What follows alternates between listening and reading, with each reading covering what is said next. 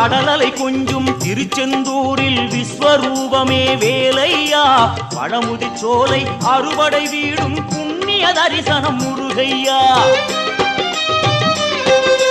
திருநீர் அணிந்து வரும் போது நெஞ்சில் நிம்மதி பிறக்குது கந்தையா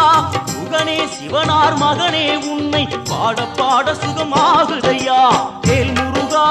அரோகரா அரோகரா வேல் முருகா